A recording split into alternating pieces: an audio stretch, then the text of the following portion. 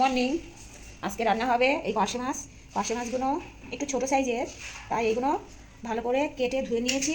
আর এই বেগুনটা ফ্রিজে ছিল বলে শুকনো হয়ে গেছে। আজকের মেনু হবে পার্শে মাছ দিয়ে বেগুনের ঝাল, আর তার মধ্যে দেবো এই টমেটো, এই কাঁচা লঙ্কা আর এই পেঁয়াজ। এইগুলো দিয়ে আজকে রান্না করব পার্শে মাছ দিয়ে বেগুনের ঝাল। আর বেগুনটা যেহেতু শুকনো হয়ে গেছে, তাই বেগুনের খোসাটা একটু ছাড়িয়ে নেব। এটা ভালো করে লবণ হলুদ মাখিয়ে নিয়েছি। এইবার এটা কড়া করে ভেজে নেব। এই বেগুনটা ভালো করে ভেজে নেব। আর তেলের উপরে এই তেজপাতা আর এই কোচানো পেঁয়াজটা দিয়ে দেবো। আর এখানে টমেটো, কাঁচা লঙ্কা, ধনেপাতা আর হাফ পেঁয়াজ এটা পেস্ট করে নেব। মাছগুলো কড়া করে ভেজে নিয়েছি।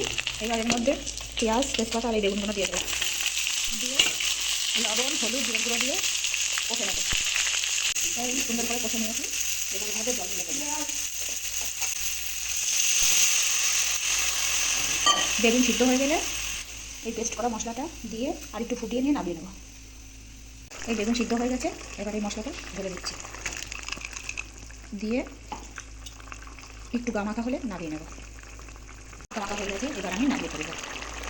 আমার পার্শে মাছ দিয়ে বেগুনের ঝাল রেডি হয়ে গেছে। এবার আমরা এটা গরম গরম ভাতের সঙ্গে পরিবেশন করব। তোমরা করে খেয়ে দেখবে, খুব সুন্দর হয়েছে। আর কমেন্ট করে জানাবে যে বেগুনের ঝাল আর পার্শে মাছ কেমন লাগলো। লাইক, শেয়ার, সাবস্ক্রাইব অবশ্যই করবে। ধন্যবাদ বন্ধুরা।